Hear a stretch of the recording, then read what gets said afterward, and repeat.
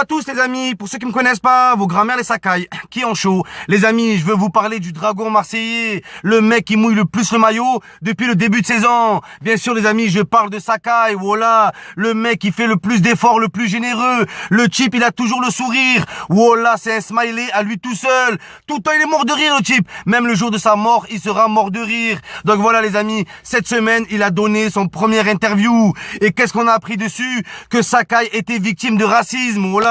Mais quand ça touche un asiatique, il y a personne qui les défend. Où sont SOS racisme? Il y a personne, voilà. Où sont les médias? Il y a des gains une fois de plus. Donc voilà, moi je vais parler de ce cas-là, mais ça fait écho à un sujet plus général, le racisme envers les asiatiques en France, voilà. Donc il a déclaré, j'ouvre les guillemets, Sakai a déclaré que quand il jouait dans les pelouses de Ligue 1, il entendait souvent dans son dos sushi. Voilà, apparemment on le traite de sushi, mais vos grands-mères les sushis qui ont un souci, c'est quoi ces blagues clichés, ces blagues racistes des années Michel Leb, voilà.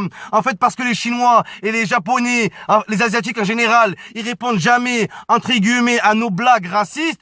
En fait, comme ils répondent jamais, ou ils répondent toujours avec le sourire, on en rajoute une couche. Vous connaissez, il y a des gens, ils disent le proverbe, le silence est la meilleure des réponses. C'est pas vrai, les amis, c'est pas vrai. Parce qu'il y a des gens, ils prennent le silence pour une faiblesse, voilà. Ne pas croire que les Asiatiques de France, c'est des tapettes. Ne pas croire que c'est des putes, voilà. Parce qu'ils sont calmes, mais on connaît les gens calmes, les amis. Ils sont calmes toute leur vie. Un jour, ils sortent un sabre, ils nous cisaillent en deux. Donc voilà, mais oui, c'est ça va arriver, je suis désolé. On est tout le temps là à les clasher. On est tout le temps là à les rabaisser. Alors que c'est un peuple travailleur, voilà. C'est un peuple discret. Ils font chier personne. C'est un peuple entrepreneur. Ils arrivent, ils ont pas un euro. Un an après, ils ouvrent des restos sur la vie de ma mère. Donc voilà, les amis. Et c'est un peuple comme ça qu'on attaque à chaque fois. Voilà. Donc les amis, déjà le racisme sur les pelouses, c'est un scandale. Que ce soit un noir, qu'on voit les cris de macaque, ça c'est une horreur les amis, c'est une horreur. Et on l'a vu dans les pelouses d'Europe, voilà. Et en France, on a toujours été épargné par ça. Il y a toujours eu des petits cas isolés,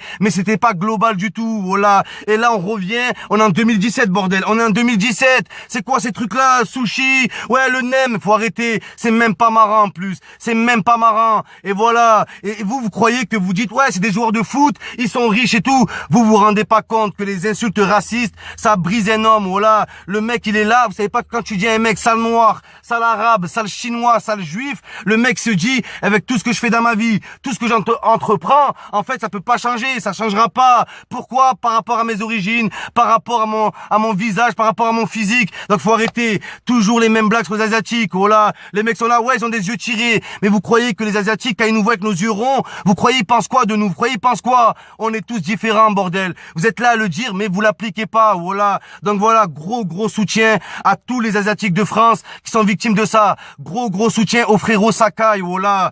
C'est grave ça, c'est grave au bout d'un moment. Si vous pensez que les joueurs de foot sont immunisés contre toute insulte, c'est pas vrai. Je vais vous donner la preuve, voilà. Un des joueurs de foot qui a le plus de caractère au monde, c'est monsieur Balotelli. Balotelli qui s'est fait insulter de singe au Classico Inter de Milan contre le Milan AC.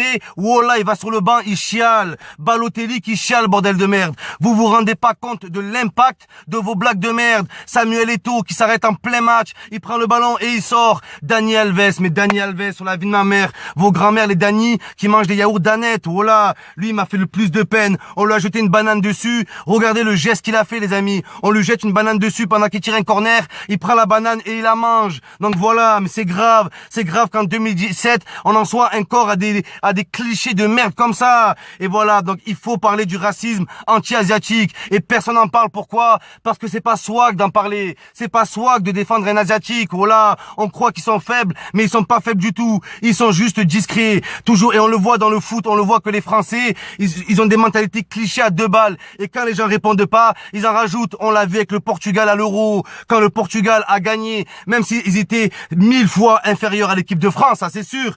Le Portugal a gagné honnêtement. Ils ont pas triché, ils ont rien fait. Le Portugal qui gagne, et juste après on a vu les blagues, des poils sous les bras, et même le peuple portugais, on les insulte, entre guillemets, je dis on les insulte du matin au soir, des poils sous les bras, arrêtez au bout d'un moment, arrêtez, putain de merde. Vous, au lieu de prendre leur silence comme une réponse et on se le tait, non, nous on en rajoute, ne pas croire que le silence, les amis, on nous dit que le silence, c'est pas vrai, wallah, c'est pas vrai, le silence c'est la meilleure des réponses, c'est pas vrai, parce qu'il y a des gens, ils sont mauvais, il y a des gens, ils sont méchants, et au silence, ils en rajoutent, et Sakai, aujourd'hui, il en rigole.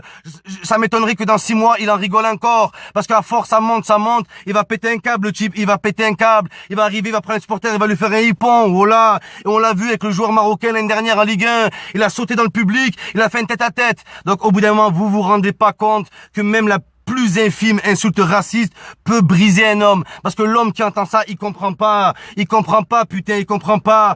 Eux, ils sont dans le futur. Les racistes sont à l'ancienne. Voilà. Vous êtes à l'ancienne. Vous êtes à l'époque du Moyen-Âge, la vie de ma mère. Votre tonton, c'est Napoléon. Je suis désolé. C'est la vérité. Et en plus de ça, les amis, regardez, il y a pas longtemps, là, je parle du racisme anti-asiatique en général. Il y a pas longtemps, Kev Adams et Gad Elmaleh. Bon, je suis pas là pour les clasher.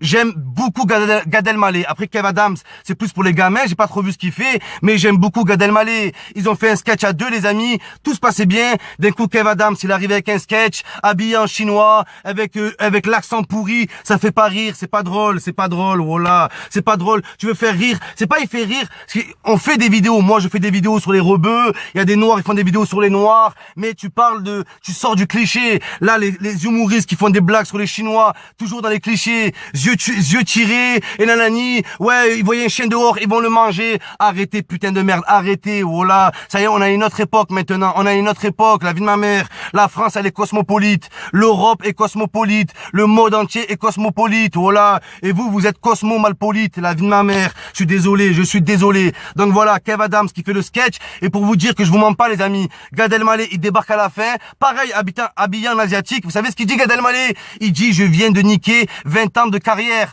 Regarde, tapez Kev Adams, Gad Elmaleh sur YouTube, polémique, voilà que la vidéo elle sort direct, les amis. Donc voilà, c'est pas parce que les asiatiques nous répondent jamais, c'est pas parce que les asiatiques sont très discrets qu'on doit en profiter pour les écraser. Voilà, c'est un peuple digne, c'est un peuple fier. Voilà, et moi, la vie de ma mère, Sakai, t'as tout mon soutien, mon frère, je te kiffe.